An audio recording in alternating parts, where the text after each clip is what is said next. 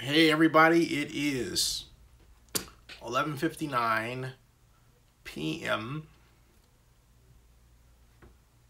Eastern, which makes it 8:59 p.m. Pacific. And welcome to Zenny 62 Live. About 30 minutes later than I planned, but it's for a good set of reasons that are not necessarily worth going into right now. But I am here and you are here, and actually among those reasons is an announcement. Tomorrow, hey Crawford, how you doing? And for those of you watching this as video on demand, I'll occasionally stop and say, hey Crawford, how you doing, to people who, regular viewers, or chime in and type in the chat area hello or some type of salutation. The trouble is that you can't see what, for example, Eric is doing right now, which is typing hello, and I'm saying hello Eric on your screen because YouTube doesn't have or has not installed the technology allowing you to see the chats as they unfold and then make them part of the video that is posted after the live stream. Okay, in fact, you see what I'm getting at? In fact, you can't even see them on the screen during the live stream. They are off over here, over there. Okay, so if you're wondering why is he talking to that person who I can't identify, well, it's because of the way the technology is going. But chances are many of you are used to YouTube Live now and know that. But for those of you who don't, there it is. You might be watching this on your television right here, your big screen, and saying, okay, somewhere, maybe your 14-year-old is saying that. Of course, your 14-year-old may know the system better than you do. Just saying. All right. Now we are talking about the Las Vegas Stadium Authority meeting tomorrow. Before I get into a discussion of the agenda, I'm waiting for the numbers to ramp up and for our regulars to chime in, like Joseph Binsman, who has joined us, and the aforementioned Crawford 371, among others. Eric Madison is here, and that's 3 people who identified themselves out of 11 who are watching. So to the other 9 of you, I say, greetings. Welcome to Zenny 62 Live. Nice to have you here.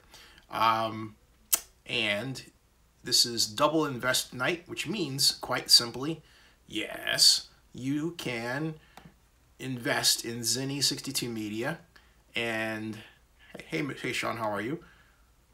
And you get shares back. It's called a micro angel investor program that I've launched for Zenny 62 Media, and it's gone quite well, to be, candid, and it's quite exciting. And again, I've only scratched the surface of where everything is going here at this point. So it's it's way cool, as they say, way cool to have, because it's not just a way of earning money, right? But it's an affirmation of what is done here, but it's also a statement of what people want to see done more of, right? So I really like that we built this community in this way. It's worked really, really well. So anyway, as I go here, I'm actually also putting the meta tags in the page. Now, what's a meta tag? A meta tag is simply a word that, when searched, ostensibly allows you to find this video. If not now, then after it's posted, okay? So that's the idea. And, I don't know if the tags that I'm putting in here, in terms of the tag area, I don't know if they actually work while the stream is running, like the title does. But I don't know about the tags, okay?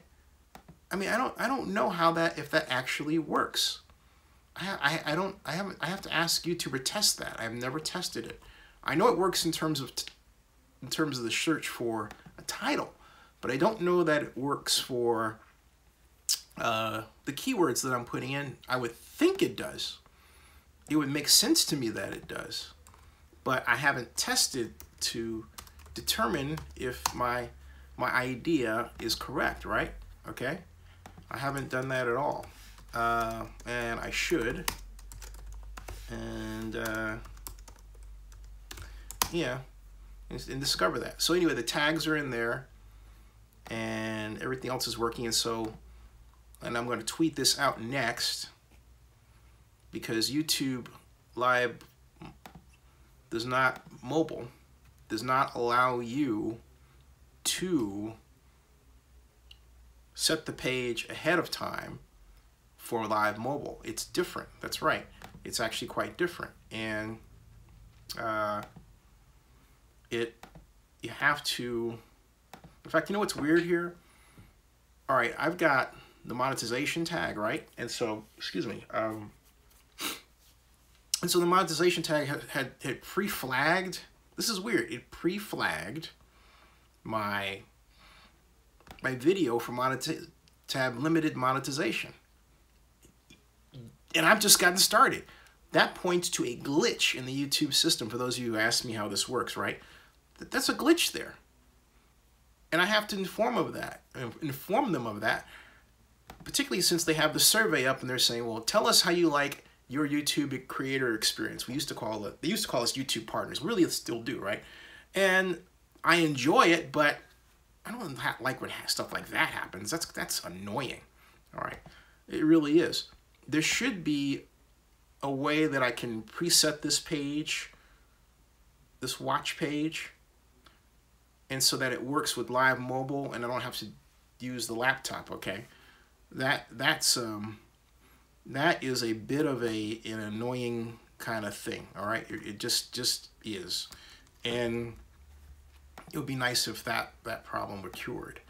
So now what I'm doing is pasting this on Facebook as well, and I'm going to tag some people right now, like Chris I said Chris Fly Lopez, as he is a fly guy, but I meant Chris Fry Lopez, right? And other people like that are around that I think may be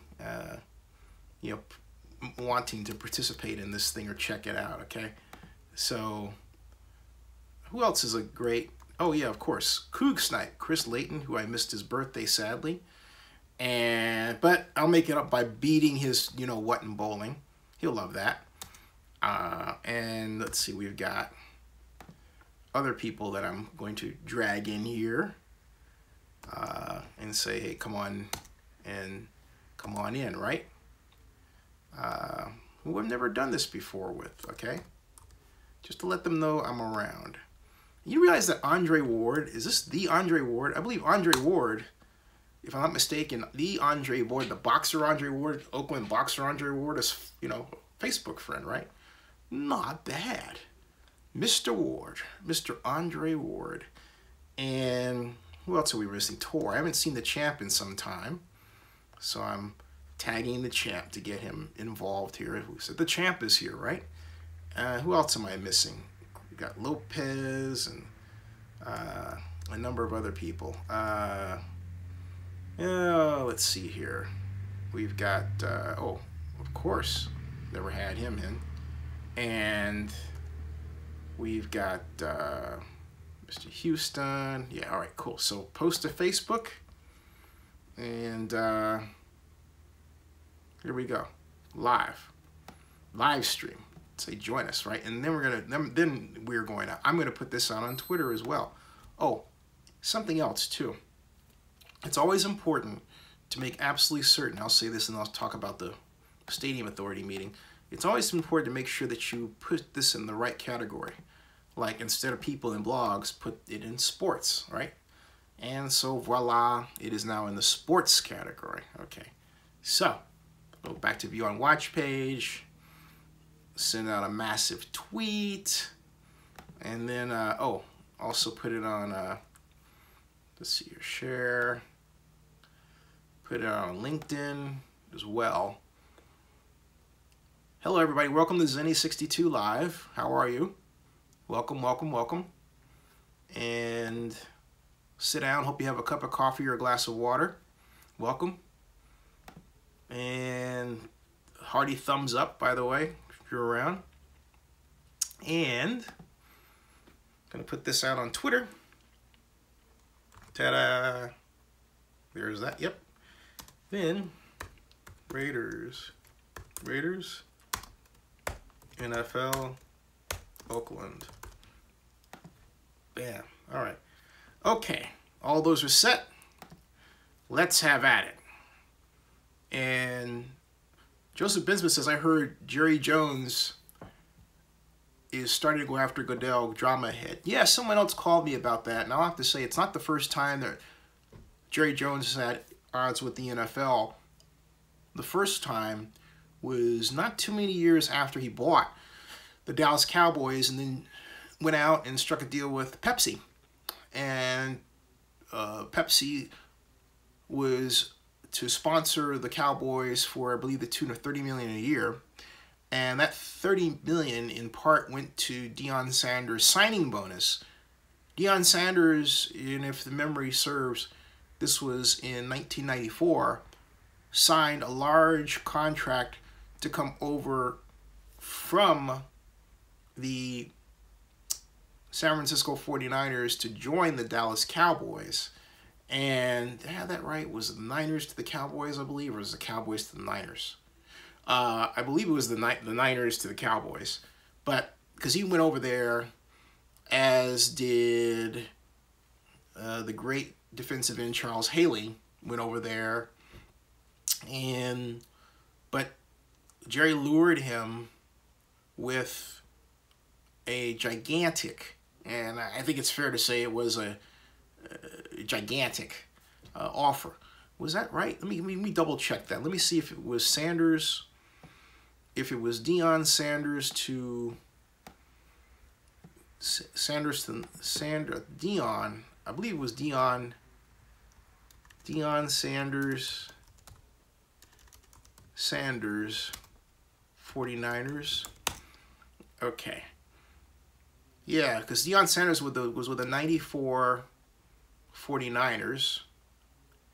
And that's right. And so let me see his record here. He was with the 94 49ers. And let's see here. He went pro baseball. I remember that. Drafted Falcons, San Francisco 49ers. Okay, yeah, he went from the Niners to the Cowboys. I had it right. He went from Niners to the Cowboys. And after, right. And so there were a number of teams that were vying for Deion Sanders' services: the Philadelphia Eagles, the Oakland Raiders, the Miami Dolphins, the New Orleans Saints, the San Francisco 49ers, and the Dallas Cowboys, who lost their starting quarterback, Kevin Smith, right? And so he signed a contract with them for 7 years, $35 million, with a $12.99 million signing bonus. I guess because Jerry Jones was suspicious of the number 13. And at the time, he was the highest paid defensive player in the National Football League. And so but part of that signing bonus was paid by this Pepsi deal that Jerry had arranged outside of the NFL's normal sponsorship list, because Pepsi was not an NFL sponsor at the time.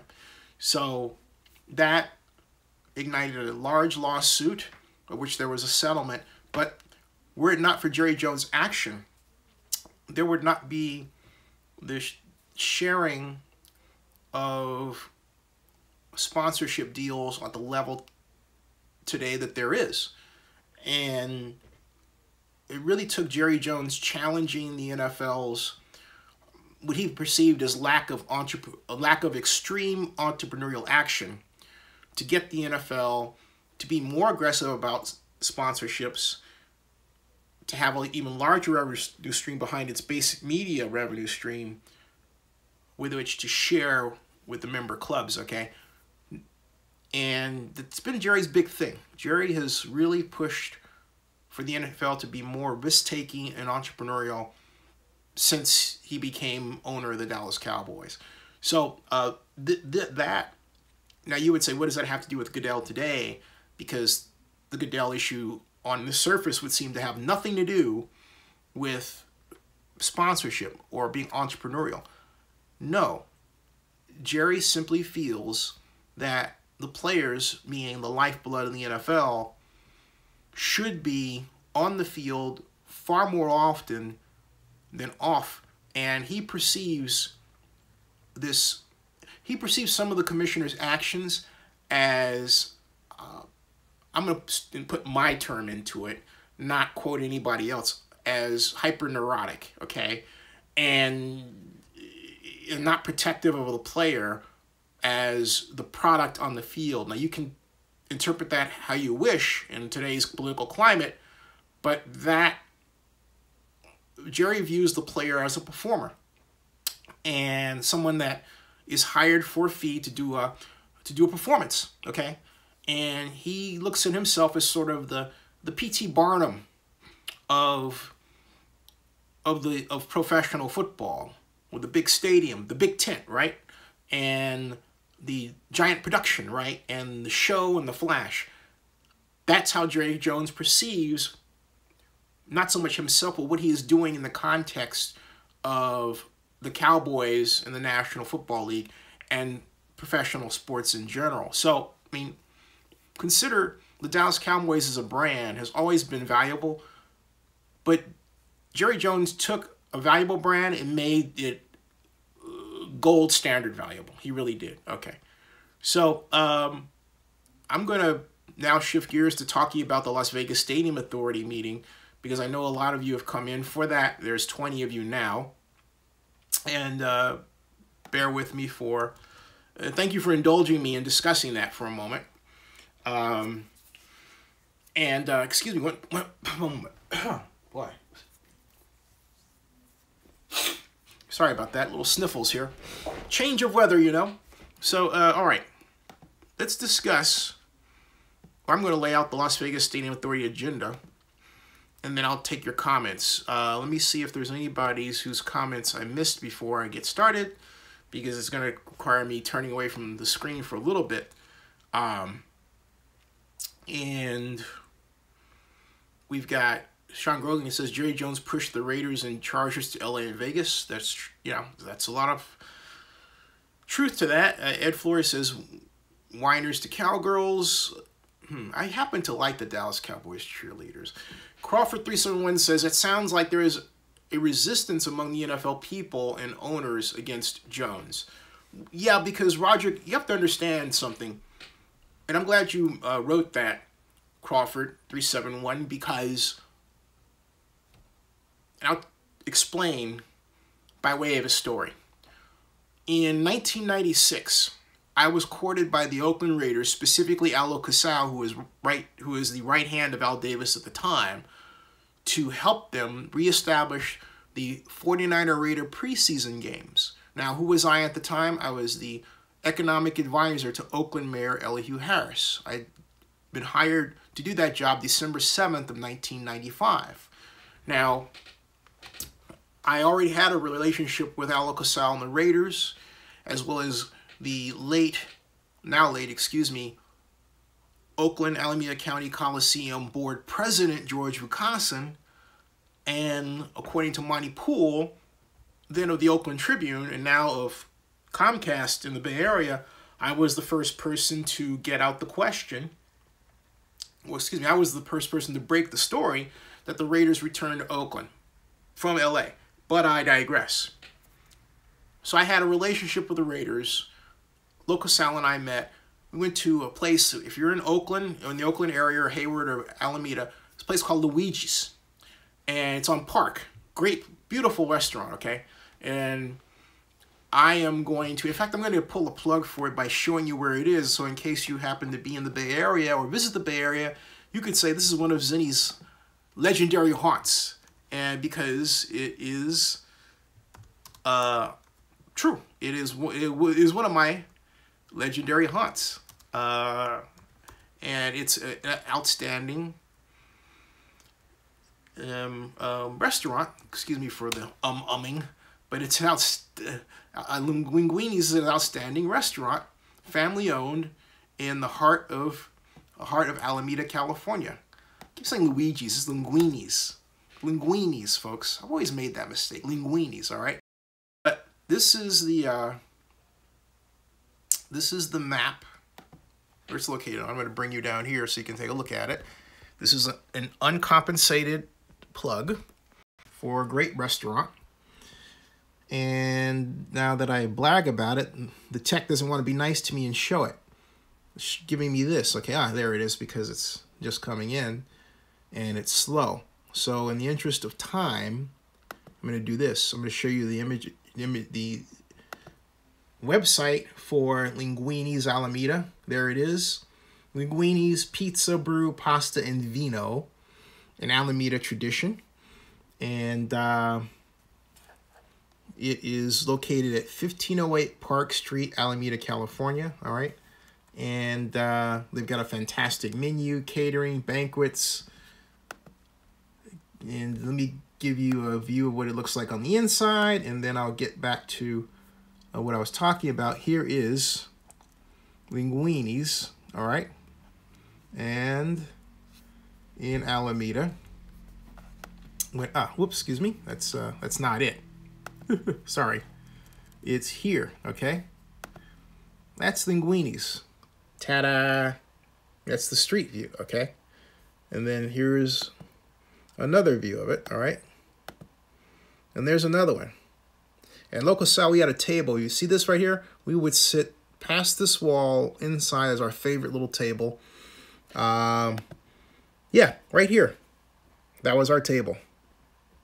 That was our table in the corner, all right? And against the wall. It's not a corner, but it gets against the wall, all right? Awesome place. Completely awesome place. And like I say, go there and tell them Zenny sent you. I say all that to say this. Mr. Locosal, as I called him then, and I call him now, in turn, he called me Coach. And the reason why he called me Coach is because I always had an play idea for him. And that's another story. But we were talking about how to go about contacting the right people to get the ball rolling regarding reestablishing the 49-rated preseason game. He said, there's a man I want you to know. I want you to get to know. Because they're grooming him to be commissioner. His words to me. They're grooming him to be commissioner. His name is Roger Goodell. Now, at the time, Roger was executive vice president for football operations, but he had risen up through the ranks, started in marketing, started as an intern. But his political claim to fame that his dad was the great Senator of New York, Charles Goodell, who was the only Republican to oppose the Vietnam War. I believe I've talked about him before. Anyway, my point is that Roger Goodell is as much NFL royalty and history as he is commissioner. And when you have a person like that, you have to understand something too. The NFL is very much a mom and pop operation. For as much money as it commands, and as much as is written about it and is shown with respect to its players, its teams, and of course its owners, the simple fact of the matter at the end of the day is that the National Football League is a mom and pop operation. And when you understand that, you really get a better appreciation. Yeah, I did say that, an appreciation for how the league works. When you have people who have grown up with one organization or one team since they were kids. Look at Mark Bedane as one example, all right? Mark Bedane has been with the Raiders since, I believe since 1993. Maybe before that. I have a media guide that I took a picture of Mark. It goes back to 1995. So think about it. 1995, 2005, 2015, 2017, right? That's 22 years. So we would say, 22, 25 years. Mark Bedane has a 25-year history thereabouts with the Raiders. There are people who have even longer histories with their teams.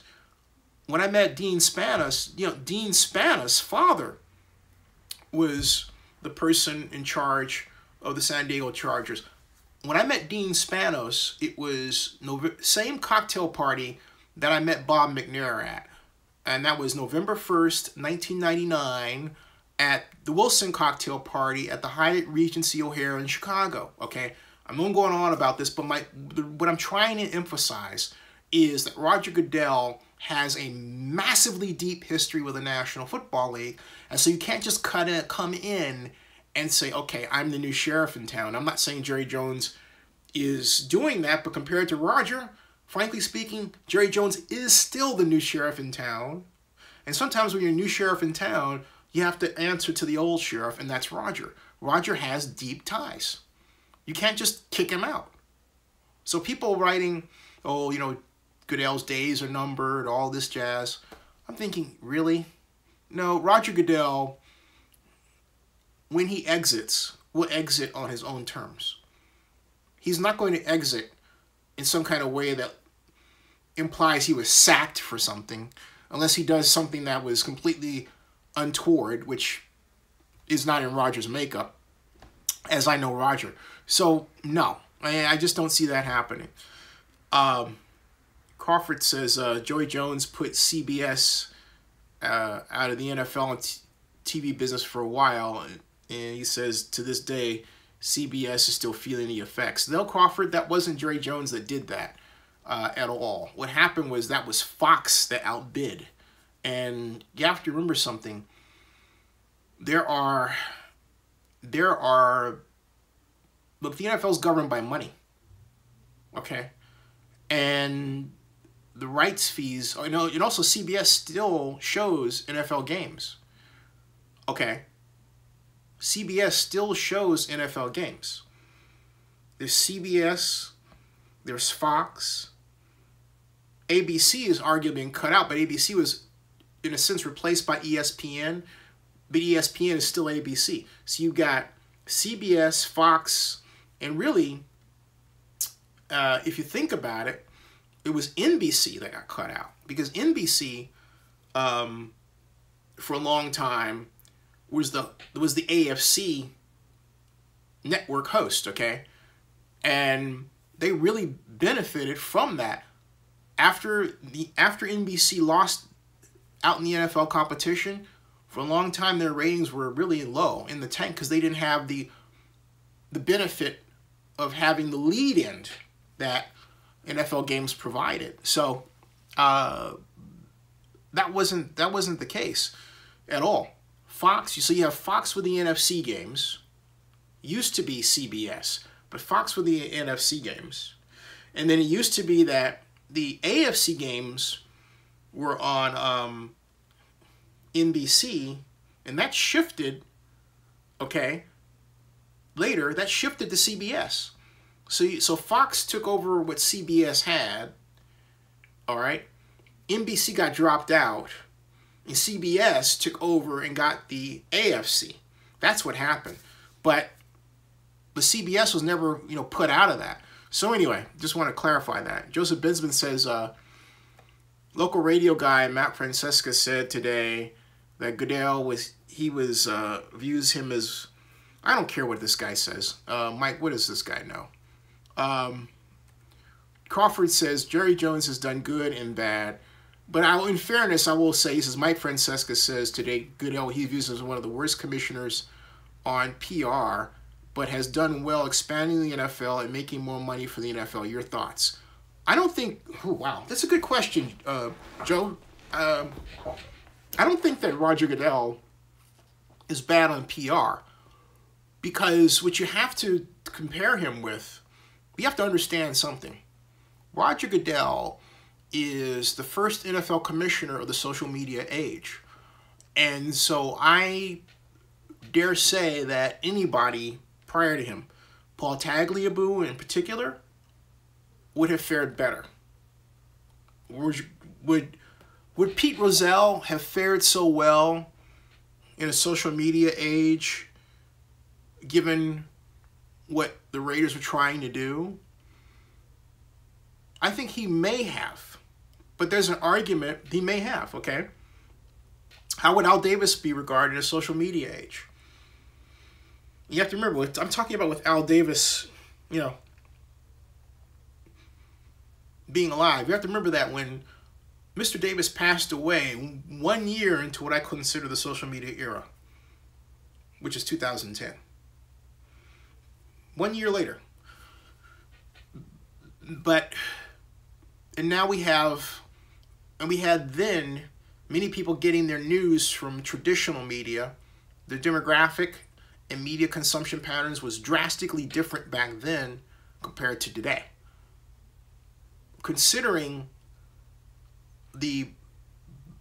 it's beyond 24-hour news cycle, it's kind of turned on itself, right? Considering this hyper news environment that we're in, where little events in towns you never heard of become giant worldwide, world-changing events, which has never happened before. Considering that, I think Roger Goodell's done exceptionally well. I really do. Because he has been appropriately upfront, he's adjusted quickly, and he and the NFL staff are beginning to understand, although they didn't for a while, that the best way to ride out a bad news story is to deal with it head on, up front, be as authentic as you can within reason. Note I said within reason, okay? And then move on. Next, because the reason why you do that is the natural dynamics of the news information system today allow you to do that.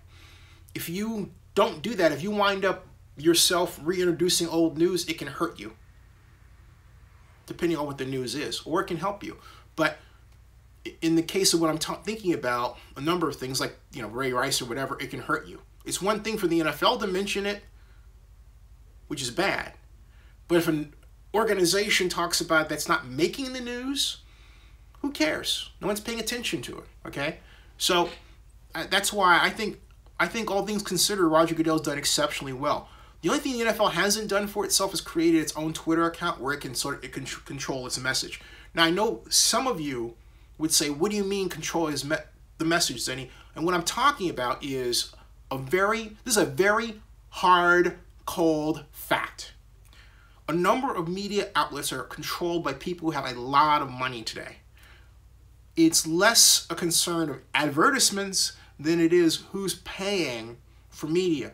Consider what happened with the Gossamist, SFist, and others in that media network. They're all shut down by their owner, Joe Ricketts, because he didn't want to pay these wages. He said he was losing, I think it was $210,000 a month or something like that, or maybe a year. Whatever it was, he couldn't sustain it, shut it down, all right? Or consider Sheryl Nadelson, who bought for $142 million the Las Vegas Review-Journal and then sacked all the journalists that were writing bad things about him. I can go on and on and on. Media today is as much a product of who owns it. Excuse me. Media today is more a product of who owns that media than it has been ever before in our history. Ever before. You know, less so the publisher. I mean, it's because it's so fragmented.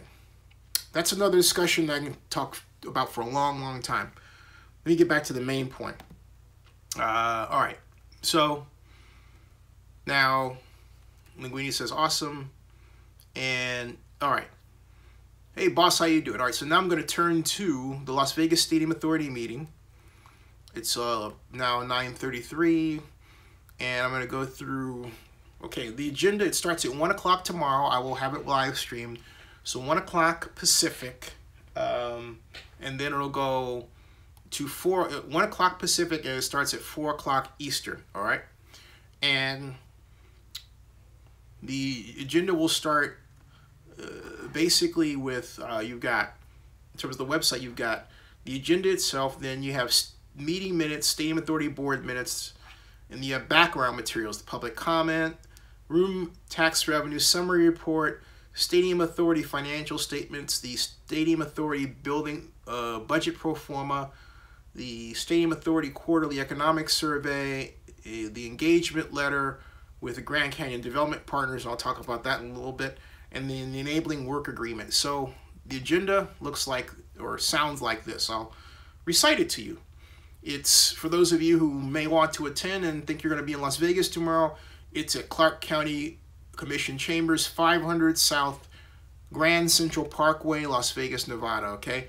So call the order, roll call, and establish a quorum. Quorum is basically the required number of people that have to be at the meeting in order for any decision or vote to count, to be considered valid, all right? That's what, for those of you who've wondered what a quorum means, that's what a quorum means, okay? There's a public comment, and we do have some interesting, I'm gonna tell you what's been posted in this public comment, because I think it's quite fascinating. It's, there are 11 pages, but there's something to Mr. Ken Evans, who runs a black urban league organization in Las Vegas called it's called the Urban Chamber of Commerce. He's on the board of the Las Vegas Stadium Authority. But this Annette Walker has sent him a number of cryptic emails to me because they don't fully explain what's going on. The first one is a sincere apology. The second one, it has to do with something called Anadarko makes gas finds in East Texas, North Louisiana. So what? And that goes back to some article posted in 2002. Then Anadarko sells 2 Louisiana fields to pay for KM Western Gas buys. But what the significance of this is, I don't know. Apparently it has to do with, and this says, check out this image, and I haven't opened that. And she's got another one, this Annette Walker does. That's another link, Davis Brothers of Ainsley. Don't know what that's all about. And then Grambling State University, the Black Past Remembered and Reclaimed. So what this is all about, I don't know, because there's no email that says, here's why I'm posting this, based on my statement here or there, right? It's not, it doesn't make any sense. And then there's 2 letters that were sent to Brian Haynes, and Brian Haynes is involved with the Las Vegas Stadium Board as a staff member, and it has to do with the NFL flag and anthem protests. And this one is from someone who has the initials HS, and it says, my husband and I, or it reads, excuse me, my husband and I have been very excited about the Raiders relocating in Las Vegas. We have made the deposit to buy season tickets. We've also followed development starting with Mr. Kaepernick's protest last year. We are very concerned about the project's impact on the business aspect of the league and the viability of a franchise here in Las Vegas as a result of these protests and fans and sponsor reactions. We were planning to buy season tickets because we've always been huge NFL fans, but more importantly to us, we wanted to support and help make successful our local team. I said that because it's the Oakland Raiders, not really local, okay? But because it's not there yet. But I digress. For us, this is a large financial expenditure, I would say so. Recent news about Raider teammates throwing a game in protest to their quarterback not taking a knee with them is very troubling. There is something the Las Vegas Stadium Authority may want to investigate, as well as the viability and future of the Raider Nation here in Las Vegas, given the continuing negative developments in the league. Thank you for your attention on this matter, Heather Slosky. And this is a matter of public record, so since it's a matter of public record, there's no problem with me reading her name. It's for the public to see. It's public record, all right? So there's one about that, and there's another right behind it, addressed also to Brian Haynes from someone named Jamie Auden, and it says about Las Vegas Raiders Stadium, and it says, this is just a suggestion. I know the stadium will be ready until 2020. But if there's a way you guys can put together a bid to host WrestleMania 37, and it says that they wanted a WrestleMania in Vegas again not long ago, but Vegas at the time didn't have a stadium arena that could hold an attendance of 51,000, and apparently WrestleMania has that many. So there's an idea, you know, to put in a bid to host WrestleMania. And then another one has to do with parking for their stadium, and it says, hey, I just emailed you guys about putting in a bid for WrestleMania.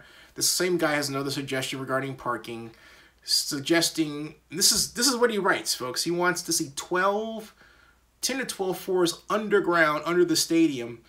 Each floor underground could hold about 2,500, which altogether, and see, this is something there, he doesn't, you know, it's great to have an idea without attaching a cost to it, okay?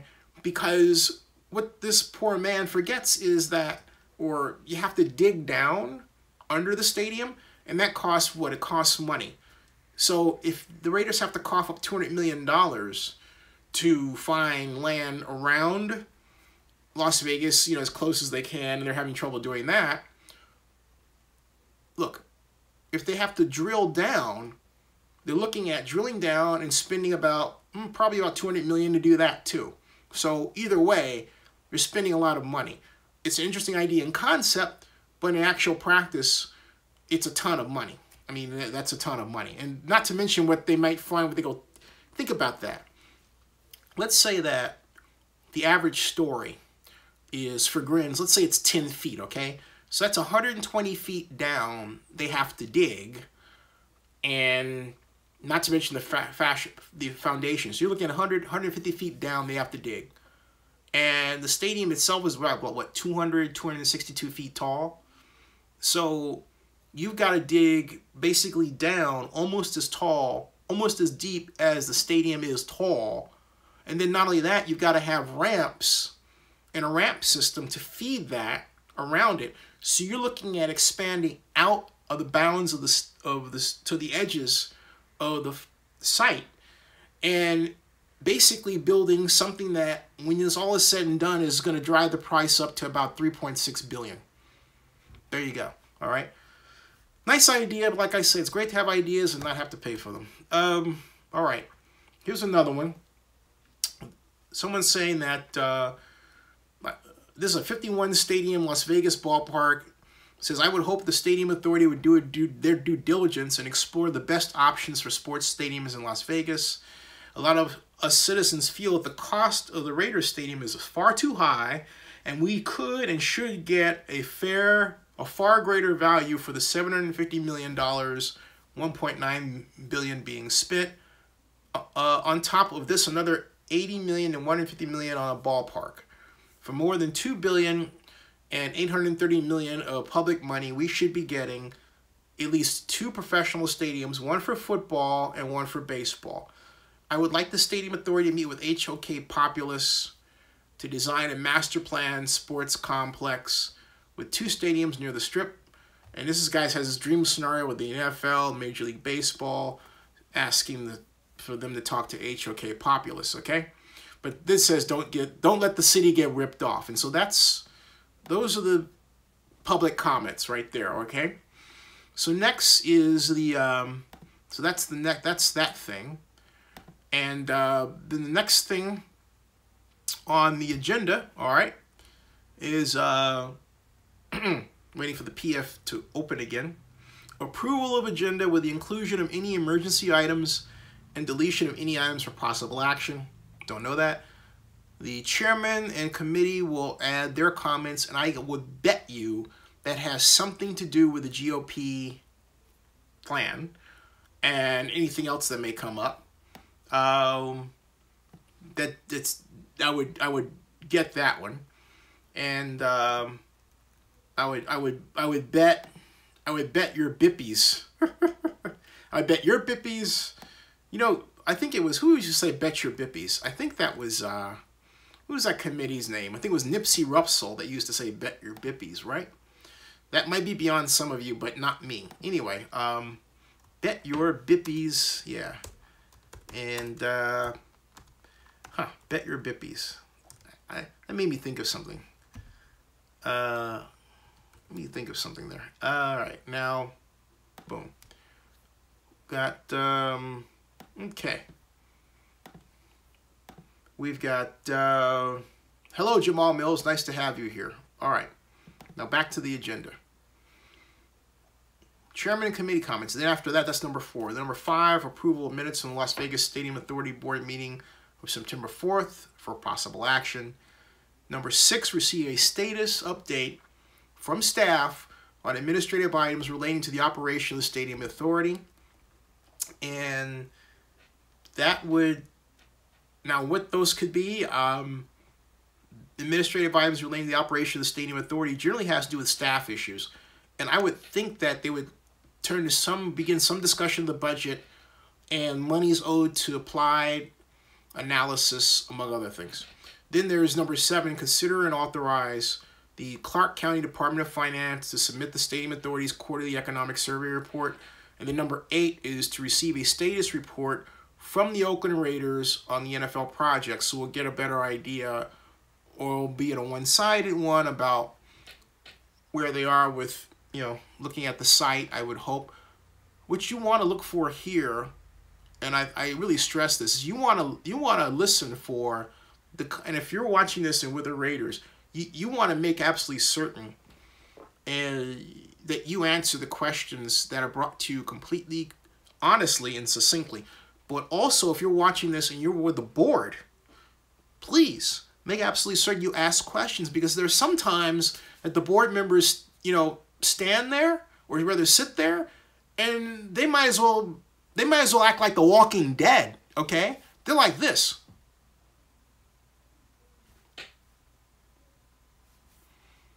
You know what I mean? And they don't say anything. And so Stephen Hill, the chairman, he'll say, well, does anyone on the board have questions? Okay.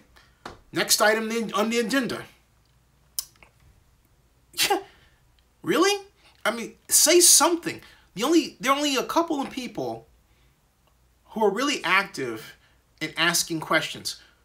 MGM executive Bill Hornbuckle and Keith Evans, the aforementioned Keith Evans, and that's it, okay? And the only person you hear that's kind of the move it along, rush it along kind of person is Union Local 872 representative Tommy White, who always, seconds the motion, or, calls for adjournment seconds the motion to adjourn the meeting or something like that, right? But it's almost like they're saying, okay, hurry up and rush this through. Let's rush. Hopefully they stop that. Because if something goes wrong, people are going to look back on these meetings and say, was the Stadium Authority asleep at the wheel? And the answer, more often than not, will be yes, they were. If the Stadium Authority doesn't want to have that appearance, it needs to wake up and start asking questions, because it looks like an organization that does not understand what it's gotten itself involved in, and is way over its head, its collective head. That's what it looks like when I watch, okay? So I'm saying, you don't want to have that appearance, and you're watching, ask questions. Simple. Ask questions. Because it also reflects the idea that you actually have done some homework and talked with people. And if somebody out there is saying, well, gee, we don't want you to ask this because we don't want this, and this to be known, yet it's something the public should know, you know what? Have the courage to represent the public, which is really what this is about, and ask questions anyway. All right, so moving along regarding talking about this agenda. Number 9 is discussion and possible approval of a professional services agreement in the amount not to exceed $50,000 for Grand Canyon Development Partners to provide professional development agreement. What this is this is where Jeremy Arguello, the applied analysis principal analyst, gets a replacement, because he has been arguably the point person for this project. It's not exactly his milieu, if you will. And so now in Grand Canyon Development, Mr. Arguello gets an organization that has the expertise and will be tasked, if this is approved, and it should be, with the job of oversight of the Raiders project. This, interestingly, this contract expires, because I read it. I read the intent. It has an end date of the end of April, right? And that more or less just about dovetails with the place where all of these documents should be done, which is why they're being brought in, right? Because they have expertise in oversight, making sure all these documents are properly filled out and signed, and talking about documents like the non-relocation agreement, the land ownership agreement, all these documents, okay? And in particular, the development agreement and the UNLV agreement, all that has to be done. So when all that's done, their contract sunsets. That's the idea here. So look, it's very important to look at what Grand Canyon does here, all right? And not only that, it's going to be the role of Grand Canyon development partners is heightened by the fact that you have this GOP tax plan hovering, and when it passes, the question is going to be, well, gee, how does this impact the timetable? How is this going to, and I say when it passes, because I think something is going to happen with this. But point I'm making is that it's going to be amended a bunch. Something's going to happen with this and the NFL part of it. I'm gonna go out on a limb and say there's a 60% chance it doesn't pass. 60%. Okay? No. 66% is a statistical sure thing. So the number that I threw out to you is not a statistical sure thing. 60% it doesn't pass because of the Trump popularity issue, but it is a much needed, or some believe a much needed, tax overhaul. We'll see how far it gets. Personally, I don't want to get far at all, and it has nothing to do with the league or that stadium poison pill, if you will, but it has everything to do with provisions that impact the Affordable Care Act, and I would just really wish they'd leave the Affordable Care Act alone. So, that said, we'll see where this goes. Now, back to the main point here. And then the sub-main point. The main point is watch what Grand Canyon Development Partners does if the GOP tax bill passes. Because if it passes, will there be this rush to complete these documents as much? Or will there be a cessation of activity until we, quote, see where we are, unquote, right? That's where we are right now, folks. It's a gigantic cloud over this thing, and no one can deny that. Gigantic. Now, 10, discussion and possible approval of enabling work agreement between the Stadium Authority and the Las Vegas Stadium Events Company, LLC, and that's for possible action. And then 11 is receive a presentation on the Raiders Community Benefit Plan as required by Senate Bill 1 of 2017, you know, okay? And then that's in public comment and adjournment for possible action, and that's it, okay? So, no UNLV discussion. And maybe we'll find out where UNLV is. Maybe. If we hear nothing about UNLV, that's a gigantically huge red flag, okay? And now I'll go back and entertain your questions. Okay, so, oh, by the way, tomorrow night, if I didn't announce this before, I'm announcing it now. My good friend AP Statham will be here, and we're going to talk college football. He is one of the premier media people focusing on the SEC, the Southeastern Conference.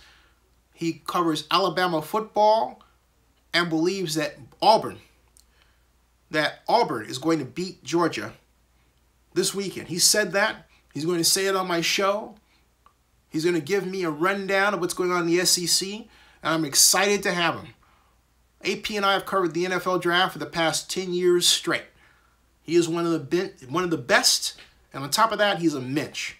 So I'm looking forward to be here tomorrow at 10:30 Eastern, earlier, that's right, 10:30, note the time, and we are going to talk with 8, that's 7:30 in the East, 7:30, we're going to talk college football, SEC style.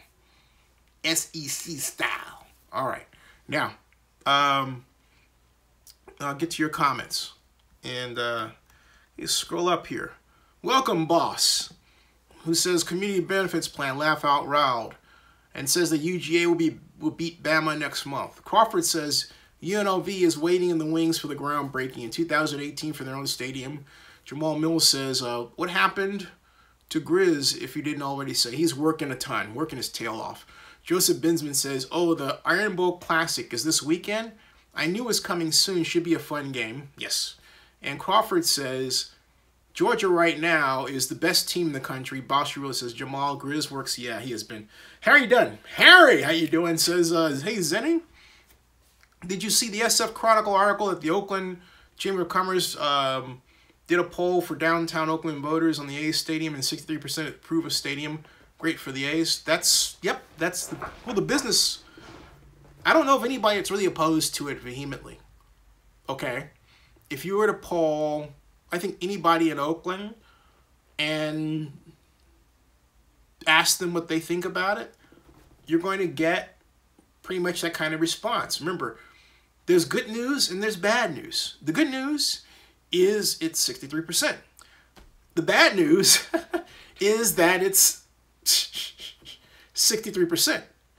So you're talking about, you're talking about 37% of the people that are opposed to this thing. I didn't read the poll.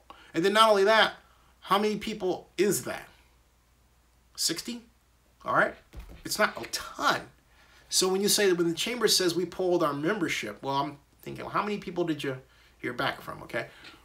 And not to discount that, because it's a representative sample of Oaklanders. In other words, because it's local and because it's the chamber, it's less likely that you're going to get, and it's Oakland, it's less likely that you're going to get a divergent difference with a wider population surveyed, as opposed to a poll that has to do, say, with the presidential race, where you're looking at Scranton, Pennsylvania versus Chicago, Illinois, right? You see what I'm getting at? So, yeah. So we've got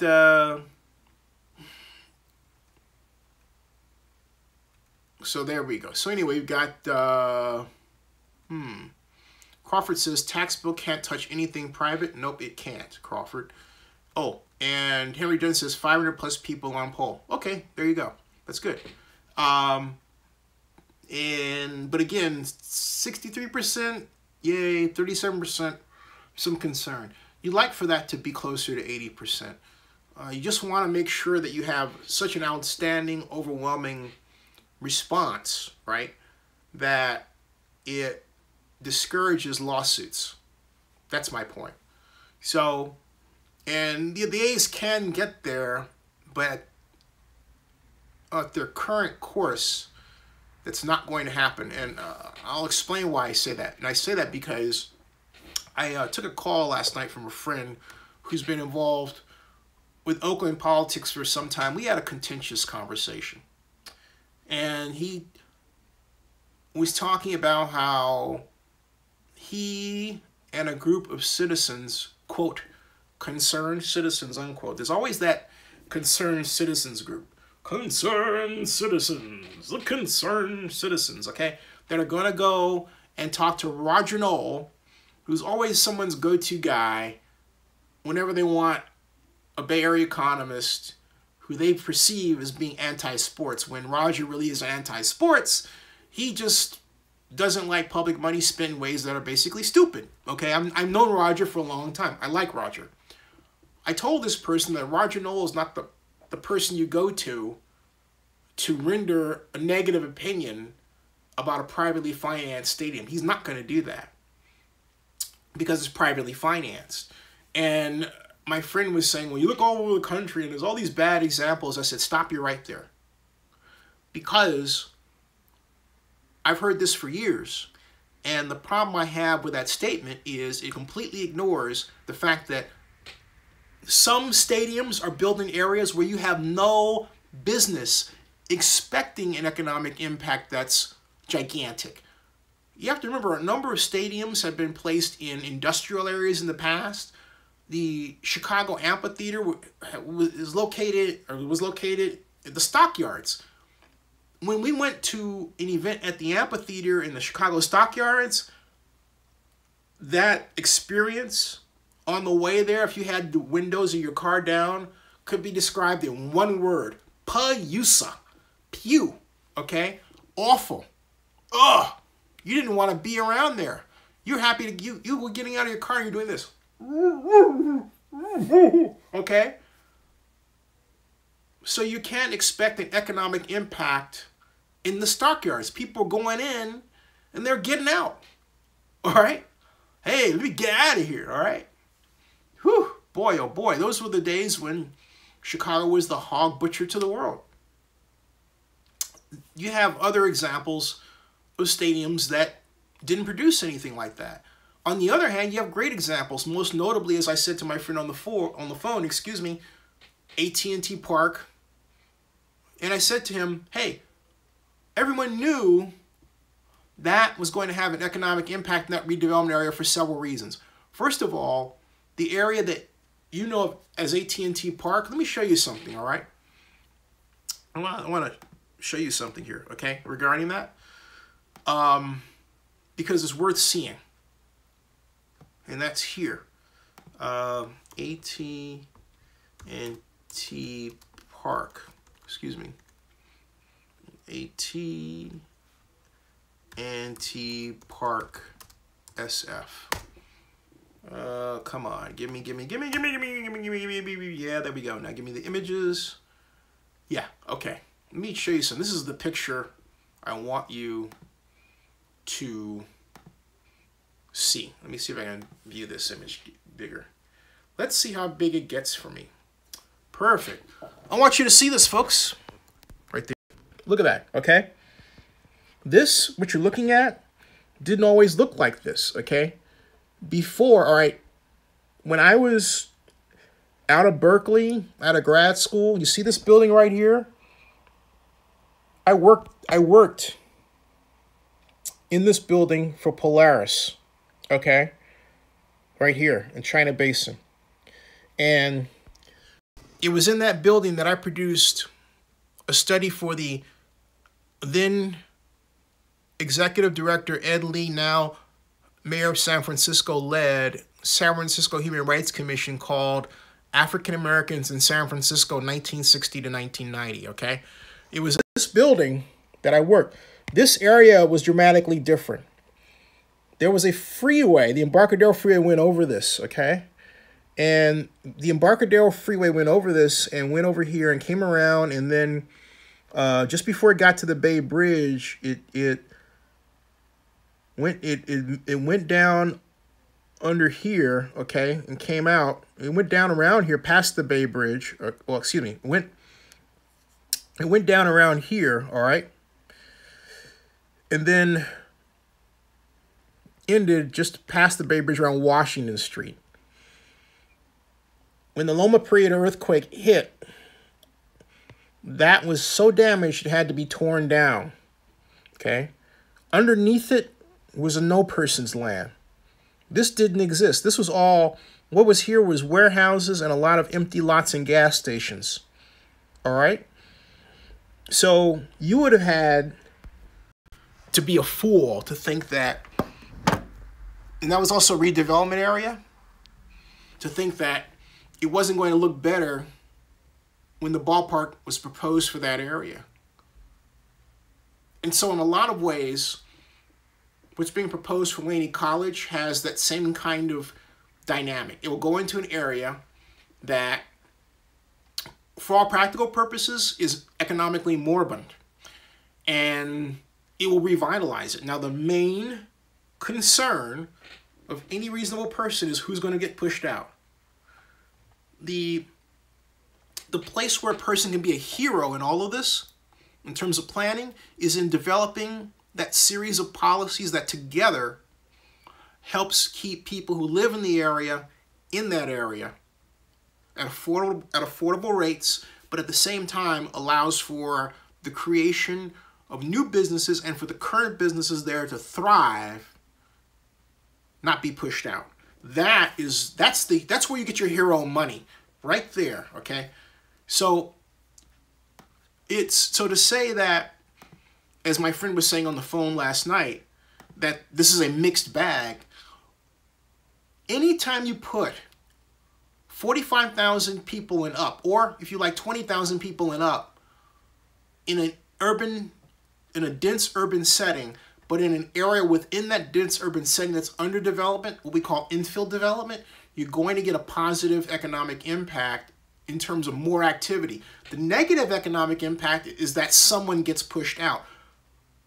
And that is where government comes in to react against the market forces, to provide the rent control, housing subsidies, and other programs to make sure that poor people are not pushed out and that everyone enjoys the benefits of greater economic development. That's what it's all about. So, Harry Dunn says that's what the A's are planning to do. And that's the thing.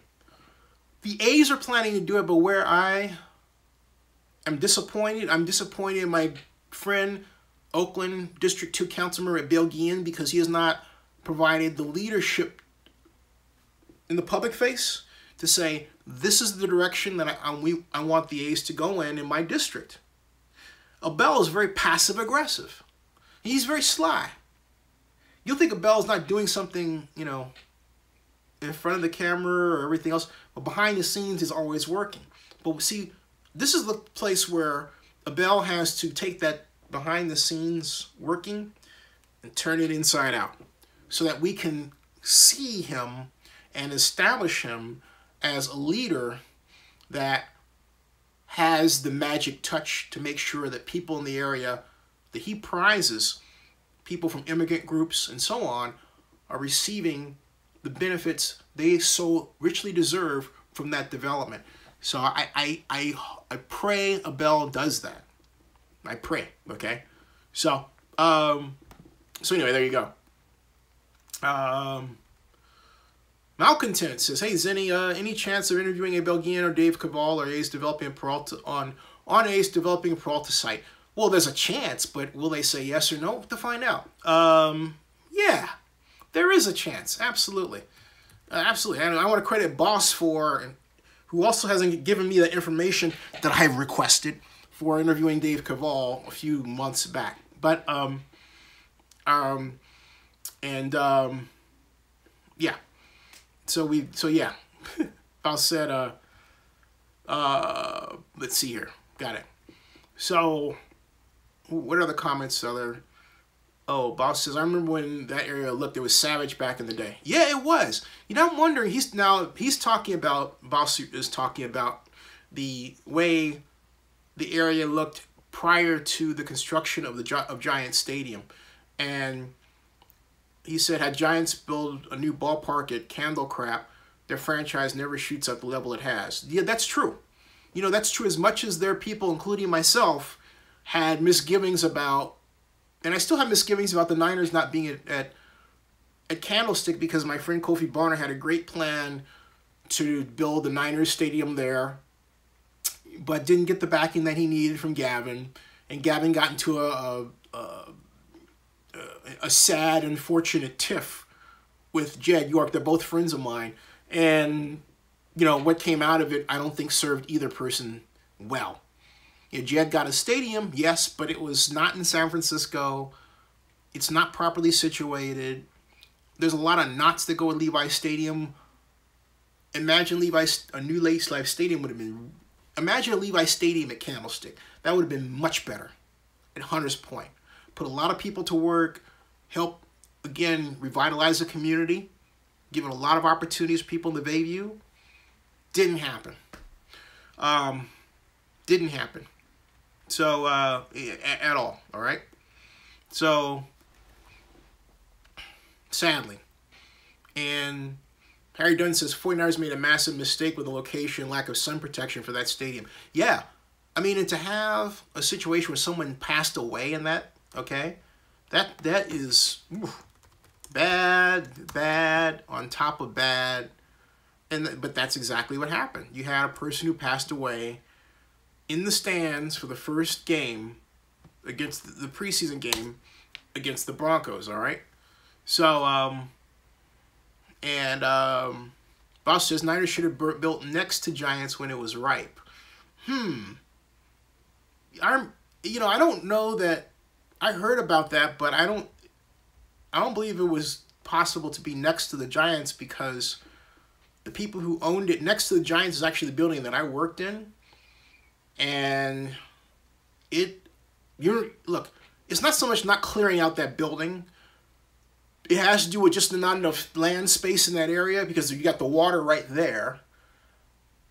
And then you've got to quite literally build a table over that. Maybe you're thinking down the way where Chase Center is going to be going up over there, right? Something like that. Oh, I see. Bob says, well, I mean like the Warriors do. Okay, yeah, I get you. Gotcha. Yeah, I get you. Joseph Bensman says, I remember being a fan in San Fran during All-Star Weekend for baseball, and that was fun. And Boss says, that's HP Zone toward that direction. Yeah, Hewlett-Packard, right. I wonder if somebody actually wrote about that. Let me see, the neat thing about being on the internet is, well, hey, you can look back in time. I'm going to stop at 1:30, by the way, folks, because I was on a little bit longer than I intended to be last night. Welcome to Zenny62, by the way. Please invest. It's a double shares night. SF 49ers, Mission Bay. See if there's any old artist rendition ideas that might be floating around there that, nope, it's just the Warriors. Just the Warriors. And various incarnations. Nothing placing a football stadium down there. No artist rendition of anything that that was previously not seen. Just Warriors, Warriors, Warriors. The occasional Levi Stadium and more Warriors. And that's it. And because I've been around that for a long time. I go back to when Kent Sims was the Economic Development Director under Mayor Art Agnos in San Francisco. And we were talking about Mission Bay as this, and I love Mission Bay as a project, the new town in town. There are people who, like Calvin Welch, who is an activist, what would happen to old Calvin Welch, who were vehemently opposed to it. But I thought it was a great idea. But I'm a pro-development guy. What can I say? I'm a pro-responsible development guy. I'm not a build-it-at-all-costs kind of guy. Now, for those of you who are familiar with Bay Area development and you're wondering what the Warriors' original proposal to build was going to look like, okay, here's the answer to your question. This is a Pier 32 right there, all right? That's what it was going to look like. On the water, kind of sticking out there, right? Was the idea. Okay. And, of course, that got a lot of residents that basically live right here and here massively pissed off about that, okay? I'm not kidding you. They were not happy. Something about waterfront access, traffic, all that stuff, okay? Still haven't found that photograph. I'm still looking. Still looking. Still don't have it. Nope, no. Not at all. Not at all. If anybody is around,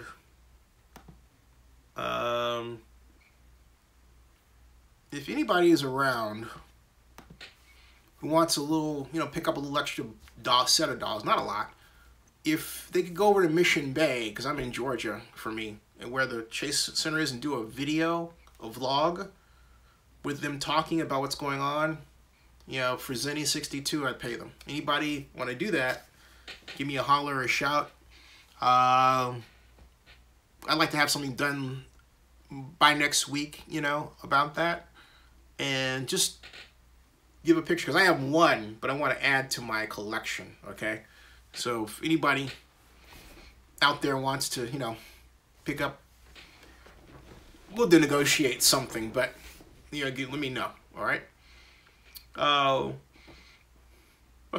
John Mark says, oh, Boss says that it looks like a toilet and open sewer of a city. It does look like a toilet. Talking about what the Warriors are going to build over there. Crawford says, the water reminds me of the Richard Pryor Mudbones skit about the water around the Golden Gate Bridge on this comedy show. Hey, speaking of people and everything, where's Barry Lee? Is Barry Lee around? Barry? Hey, got your email, Bouse, thanks. Got it. Hey, is Barry Lee around? Just wondering. Where are you, Barry Lee? Where are you?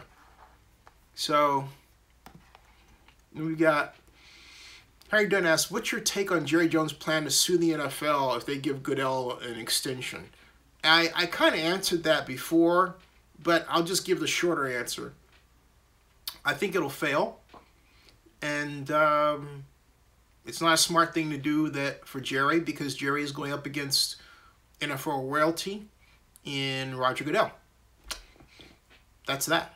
Roger Goodell is as close to Roger Goodell is the NFL. That's how I look at Roger. He is a friend, but he is the National Football League, period. He's been with the NFL since he was, young, okay? So, no, I just can't see that working at all. He can try. It won't be the first time he's sued, but I don't see him winning. Nothing against Jerry at all. And let's see here.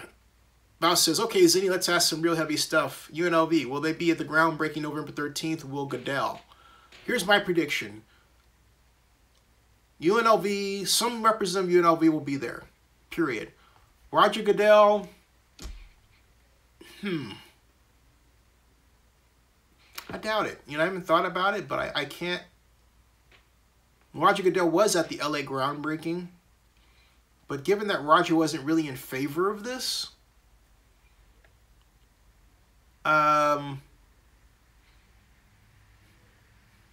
have to see, okay? I doubt it, because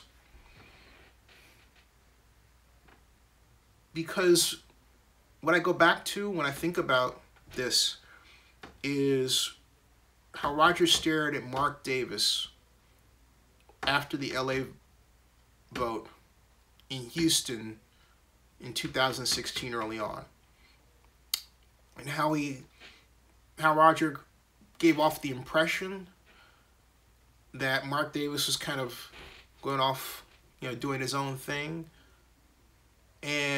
but see, Mark Davis had Jerry Jones on his side, and this whole riff between Jerry and Roger, I believe, also has something to do with Las Vegas, because Jerry pushed Las Vegas, but Roger didn't want it.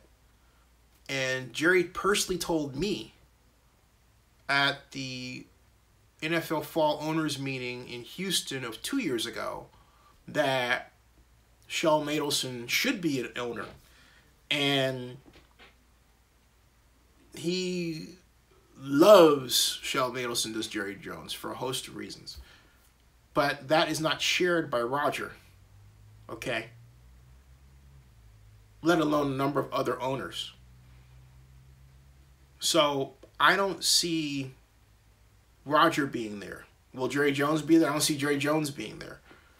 But what I'm looking for isn't Roger Goodell or Jerry Jones or UNLV. I'm looking for, like, Heller, the senator, because with the GOP tax plan, looming. All right. The question is, are you going to have your Nevada senators and Congress people in Washington voting for this thing? Because if they vote for that thing with the NFL provision, it means, well, you know exactly what it means. It means that they don't have a problem killing that plan. So I'm looking for whether or not they show up, because that is going to give us a signal for how this GOP tax plan may pan out. If they don't show up, that's a signal. This is much bigger than that. Okay? Much bigger than the local stuff now. This is now a national thing. I also look for the mayor of Las Vegas. No one mentions the mayor of Las Vegas, because my contention is the mayor of Las Vegas has been severely disrespected in all of this. Let's see if she is there. Will Kristen Giuliani be there? She's running for governor. Will she be there alongside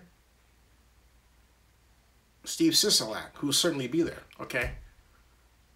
If Sisolak is there and Jen Giuliani is not there, it's a joke. Why?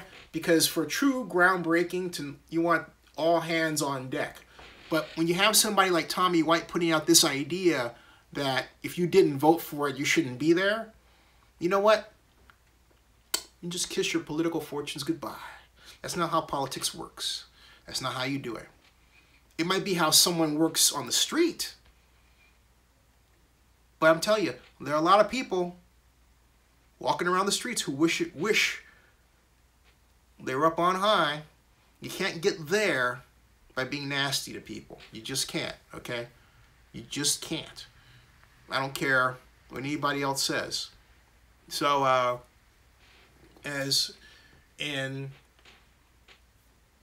Tarkanians against it, yep. So, and not only that, here's the other thing. You're having this closed event groundbreaking, right? And I've been to those.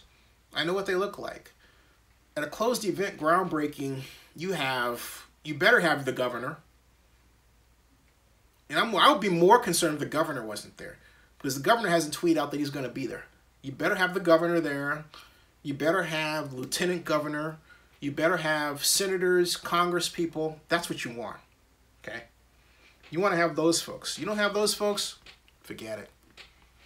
So Malcontent says, Zinni, I think those politicians are not likely to show up. There's an economic and political hot potato in light of the dysfunction of financing this deal. Well, then fine. Hey, if that happens, it's great. I mean, that happens. I'm not looking for anything from this groundbreaking. I know some people think this is a big deal. To me, it's not. It's a joke. Sorry. I look at this groundbreaking worse than I look at the NFL vote. Because what is looming, right? Because what is already over their heads with the stadium financing problem. And I'm not talking about the GOP tax plan, okay? Because I'm not confident that's going to pass. But they already have problems. So I'm just not seeing at all why it's so important to get involved in that. Oh, and something else too. You know, I need to check on the FAA, because there was a discussion period, an argument period, but I didn't hear anybody crowing that the FAA, complaint period was closed and it all was clear. So I need to check on the FAA thing. And there's also the water issue. Oh, there's a lot of issues. Wow. All right. So it's 11:23. Excuse me. And I'm going to get ready to, because I said I was going to shove off at 1:30. And it's almost that time. So there. And I'll see you all. See you all. Yeah, there are people I haven't heard from in a while. I haven't seen all those folks you mentioned. All right. Hey, folks, by the way,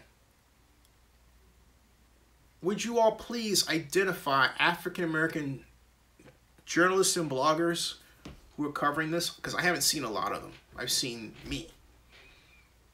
I mean, on a consistent basis. Who else is there? Me. I haven't seen anybody else mention this. Maybe Jim Trotter, who actually I met in New York, nice guy, of SI. We mention it once in a while. And who else? Can anybody name anyone else?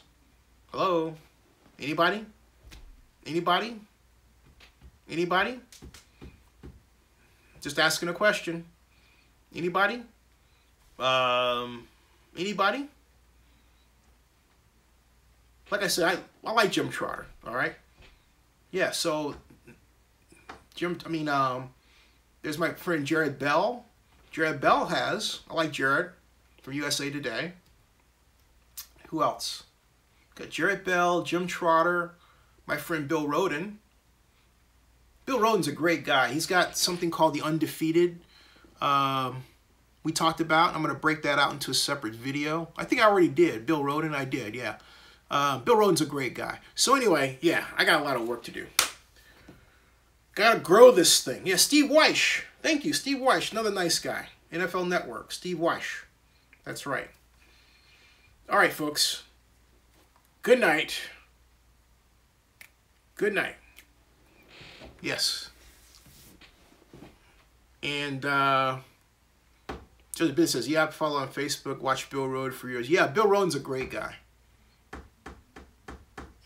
Still trying to think of other people. And there's no sisters, right? No black women. Like, who do you have? No, I haven't seen, yeah, nothing. Mike Silver is my friend. Mike Silver is Jewish.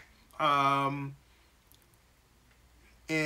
Mike Silver is my buddy who I've known since Cal. I was at Cal grad school in 1987.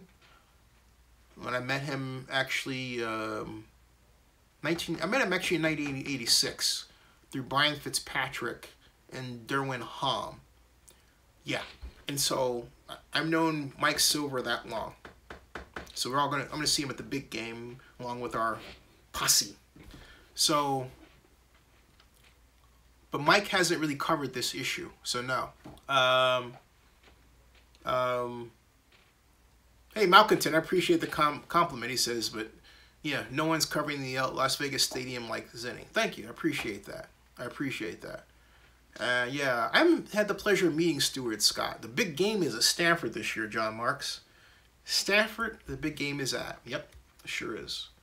Which means tailgate time. Can't wait. Yay, go Bears. We are actually gonna beat Stanford. That's my prediction. Love David Shaw, great coach, friend, interviewed him a bunch of times, get him plays. But this is the year. This is the year Cal does it, okay? Cal will beat Stanford this year. Oh yeah. All right, folks. It's 11:27. Good night. Watch horror films. Keep America scared. See you all later. Cal 31, Stanford 17, says Kip Malcontent. See you guys later. See you guys and everybody else. See you guys and gals. See you all later. Good night. Good night. See you tomorrow. Remember, AP Stedham, we're talking SEC tomorrow night at 10:30. See you guys for about 30 minutes, okay? See you guys. You got it. A live show. This is a live show. Ready quick. You mean like live, like at a on premises, right? Good idea. Okay. Good night, everybody. Good night. Blue wave coming. Woo! Good night, everybody. Woo! See you all. See you all. Good night. See ya.